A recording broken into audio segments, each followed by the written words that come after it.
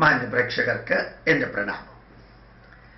സാധാരണയായിട്ട് ഞാൻ TV അത്രയധികം കാണാറില്ല. ചിലപ്പോൾ ടൈംസ് നൗവും NDTVയും CNN IBN ചിലപ്പോൾ ഒന്ന് കാണാൻ അത്രയേ ഉള്ളൂ.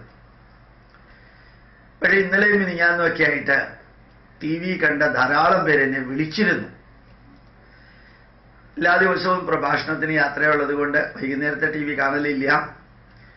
പിന്നെ TVയിൽ വരുന്ന ചർച്ചകൾ ഒരിക്കലും കേൾക്കാനും അതിൻ്റെ വികാര പ്രകടനങ്ങളുടെ ഭാഗമാക്കിയിട്ട് BP കൂട്ടാനും ഞാൻ നിൽക്കാറുമില്ല.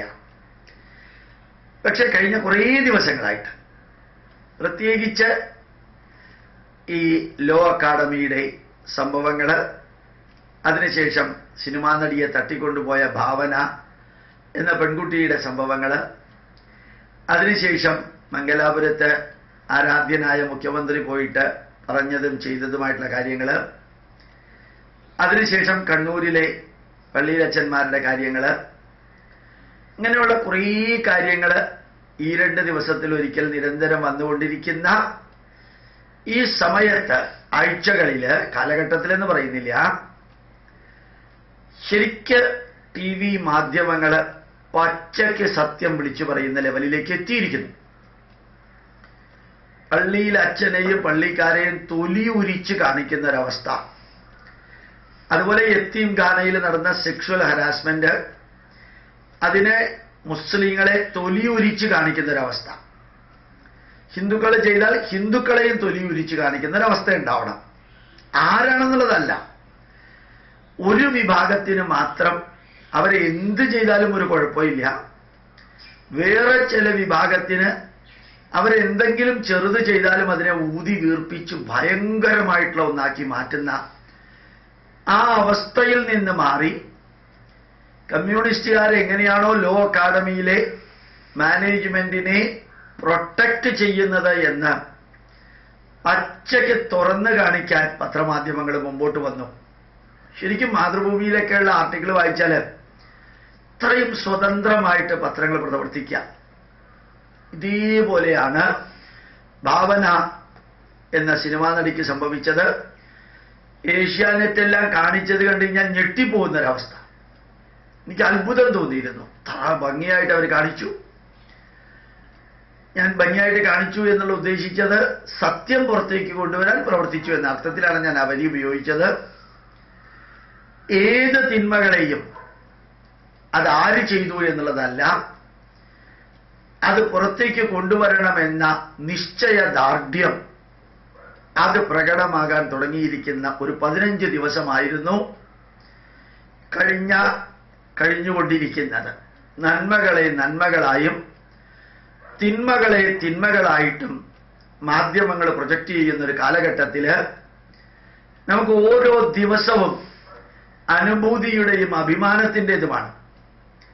നരേന്ദ്രമോദി തെറ്റ് ചെയ്തിട്ടുണ്ടെങ്കിൽ പച്ചയ്ക്ക് വിളിച്ചു പറയാനും, അതുപോലെ ശ്രീ പിണറായി വിജയൻ തെറ്റ് ചെയ്തിട്ടുണ്ടെങ്കിൽ പച്ചയ്ക്ക് വിളിച്ചു പറയാനും, ശശികലയാണെങ്കിലും ജയലളിതയാണെങ്കിലും തെറ്റ് ചെയ്തിട്ടുണ്ടെങ്കിൽ അത് വിളിച്ചു പറയാനും, അത് യെദ്യൂരപ്പയാണെങ്കിലും കൃഷ്ണനാണെങ്കിലും അത് വിളിച്ചു പറയാനും, അത് ഡിസ്ട്രക്റ്റീവ് അല്ലാതെ കൺസ്ട്രക്റ്റീവ് ആക്കി മാറ്റാനും, തിന്മകളില്ലാതെയാക്കാനുള്ള വിമർശനങ്ങൾ, വിമർശിക്കാൻ വേണ്ടിയുള്ള വിമർശനങ്ങളല്ല, അത് പത്രമാധ്യമങ്ങളിലൂടെ നിറയുമ്പോൾ പലതും അറിയാതെ കിടക്കുന്ന ഭാരതീയന്, കേരളീയന് ഈ പത്രം സത്യമേ പറയുള്ളൂ, ഈ മാധ്യമം സത്യമേ പറയുള്ളൂ എന്ന് തോന്നിയാൽ അന്ധമായിട്ട് വേണമെങ്കിൽ പോലും അവരെ നമുക്ക് വിശ്വസിക്കാം.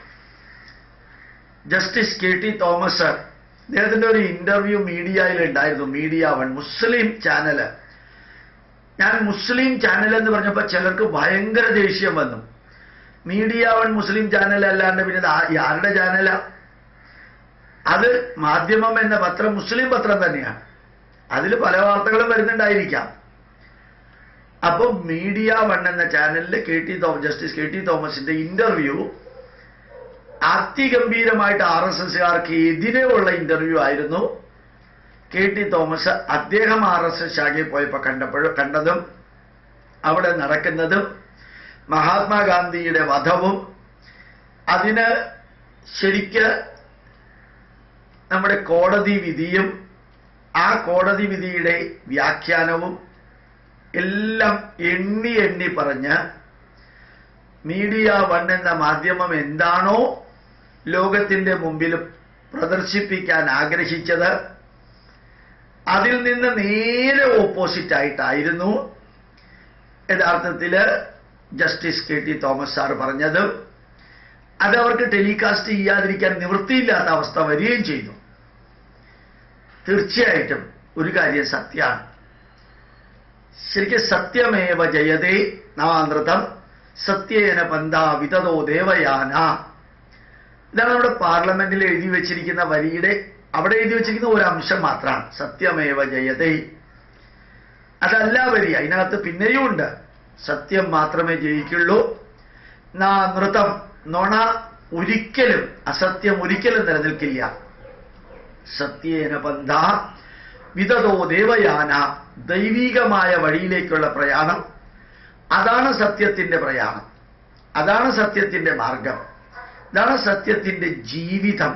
ഇതൊന്ന് മനസ്സിലാക്കാൻ നമുക്ക് സാധിക്കുന്ന വിധത്തില് മാധ്യമങ്ങളിലെ ധാരാളം കാര്യങ്ങൾ നമുക്ക് ഇഷ്ടപ്പെടുന്നുണ്ടാവാം, ഇഷ്ടപ്പെടുന്നില്ലായിരിക്കാം, അതൊക്കെ വേറെ കാര്യം. ശരിക്ക് കേരള മുഖ്യമന്ത്രിയെ മംഗലാപുരത്ത് തടഞ്ഞത് മാതൃഭൂമിയെ പോലെയുള്ള പത്രങ്ങളൊക്കെ നാഗാശികാന്തം എതിർക്കുകയുണ്ടായി, അത് ചെയ്യരുതെന്ന് പറഞ്ഞിട്ട്. അത് അവരുടെ വീക്ഷണം, നന്നായി അവർ പ്രസന്റ് ചെയ്തു.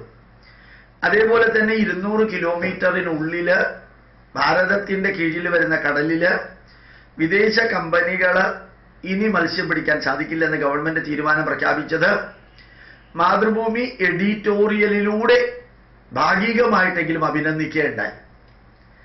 അഭിനന്ദിക്കേണ്ടതിനെ അഭിനന്ദിക്കുക, വിമർശിക്കേണ്ടതിനെ വിമർശിക്കുക, വിലയിരുത്തേണ്ടതിനെ വിലയിരുത്തുക. അത് ജനങ്ങൾക്ക് മാർഗദർശകമാകത്തക്ക വിധത്തിൽ പ്രയോജനപ്പെടുത്താൻ ഇപ്പൊ പത്രമാധ്യമങ്ങൾക്ക് സാധിക്കുന്നു എന്നുള്ളത് സന്തോഷകരമായിട്ടുള്ള കാര്യമാണ്. പ്രണാമം, നമസ്കാരം.